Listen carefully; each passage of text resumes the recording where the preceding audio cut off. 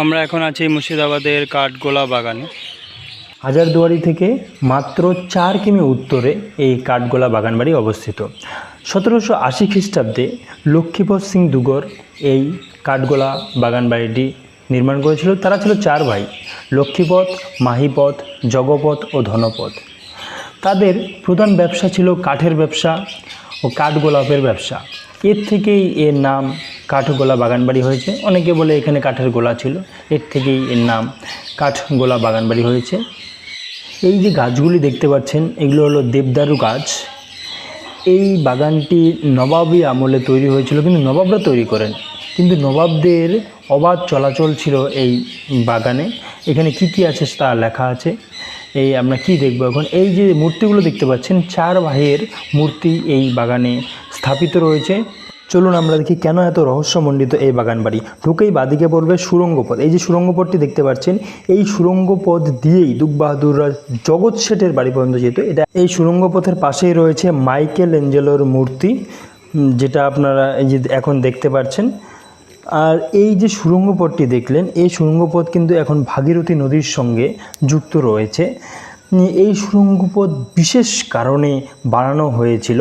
দুগ বাহাদুররা এই সুড়ঙ্গ পথ দিয়ে চলাচল করতো, অনেক ইংরেজরাও নাকি এর দিকে চলাচল করেছে। সুড়ঙ্গ পথের ঠিক উল্টো পাশে রয়েছে পাখি সংগ্রহশালা, কাঠগোলার পাখি সংগ্রহশালা। এখানে অনেক প্রজাতির পাখি এখন সংগ্রহ করে রাখা হয়েছে। এটা হলো চিড়িয়াখানা। এখানে আগে নবাবী আমলে, সেই দুগ বাহাদুরদের আমলে এখানে হাতি, গন্ডার চিড়িয়াখানাও ছিল। এখানে একটি জলহস্তিও ছিল, কিন্তু এখন বিভিন্ন প্রজাতির পাখি সংগ্রহ করে রাখা হয়েছে। এই পাখি সংগ্রহশালা বানানো হয়েছে এটি। এখানে আপনারা দেখতে পাচ্ছেন বিভিন্ন প্রজাতির পাখি রয়েছে। এদের পরিচর্যা করার জন্য সব সময় লোক রয়েছে। এদের খাবার থেকে শুরু করে পরিষ্কার করা সব কিছুর জন্য লোক রয়েছে। প্রচুর দর্শনার্থী আসে এই কাঠগোলা বাগান পরিদর্শন করতে এবং এই পাখিদের দর্শন করতে।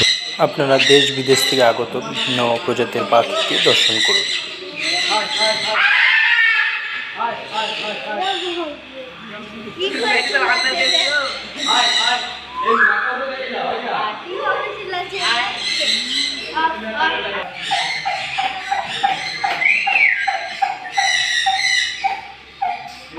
দাদাটা পাখির পরিচর্যা করছে, স্নান করে দিচ্ছে পাখিকে। পাখিটাকে স্নান করে দিচ্ছে দাদাটা। প্রতিদিনই একটু নিত্য সেবা করে যায় পাখি।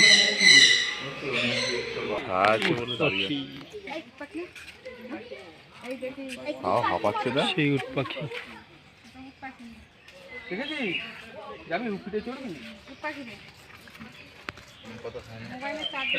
সবাই দর্শন করতে আসছে কাঠগোলা বাগান। উট পাখি, উট পাখি দর্শন করছে। অনেক পাখি রয়েছে এখানে, যেমন উট পাখি তাদের মধ্যে অন্যতম।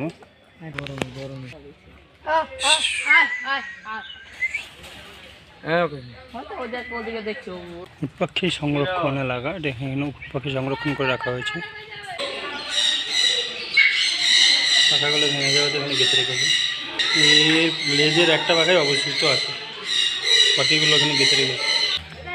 এটা হলো কাঠগোলা প্যালেস মিউজিয়াম। এই মিউজিয়ামে গেলেই দেখতে পারবে যে দুগ বাহাদুররা কতটা শৌখিন ছিল। তাদের কাঠের আসবাবপত্র থেকে শুরু করে সমস্ত জিনিস রয়েছে এখানে। তার কত রকম যে কাঠের আসবাবপত্র হয়, কত কি হয়, তা এখানে গেলেই বোঝা যাবে। এখানে গেলেই বোঝা যাবে কি তারা অত্যন্ত শৌখিন ছিল, তারা যে ব্যবসায়ী ছিল। এইখান থেকেই তাদের নিদর্শন মিলে। দুগ বাহাদুরের মূর্তিও রয়েছে এখানে।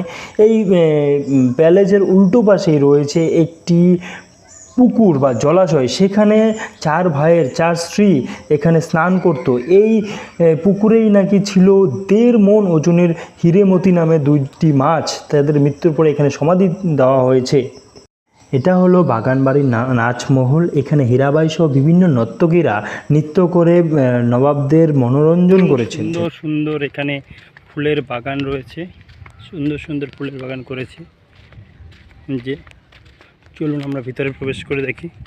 অসাধারণ করেছে, মার্বেল পাথরে কারুকার্য করা রয়েছে। রয়েছে সেই মন্দির, মন্দির আমরা যেহেতু দুগ বাহাদুররা ছিল রাজস্থানী জৈন, সেহেতু তারা এখানেও এক মার্বেল শ্বেত পাথর দিয়ে জৈন মন্দির তৈরি করেছে।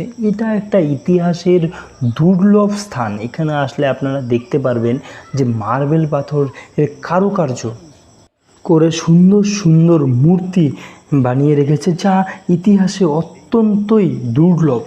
এটা একটা ঐতিহাসিক স্থান। এই মন্দিরের উল্টো পাশে রয়েছে আরেকটি পুকুর। এখানে বিভিন্ন সাইজের বড় বড় মাছ রয়েছে। দেখতে পাচ্ছেন আপনারা মাছগুলো খেলা করছে। এই মন্দিরের পাশেই কিন্তু বিশাল বড় তাদের গোলাপের বাগান ছিল, কাঠগোলাপের বাগান, যেখান থেকে তারা গোলাপ চাষ করতো। সেই গোলাপ চাষ করে গোলাপ দিয়ে তারা আতর তৈরি করে কলকাতা সহ বিভিন্ন জায়গায় তারা সাপ্লাই দিয়ে ব্যবসা করতো। এটাই ছিল তাদের প্রধান ব্যবসা। এখনও এখানে গোলাপ চাষ করা হয়। ভিডিওটি সম্পূর্ণ দেখার জন্য অনেক ধন্যবাদ। এই রকম আরও ঐতিহাসিক ভিডিও পেতে আমাদের চ্যানেলটি অবশ্যই সাবস্ক্রাইব করে রাখবেন। এর সম্বন্ধে যদি আপনাদের আরও কিছু জানার থাকে অবশ্যই কমেন্টের মাধ্যমে জানাবেন। ধন্যবাদ।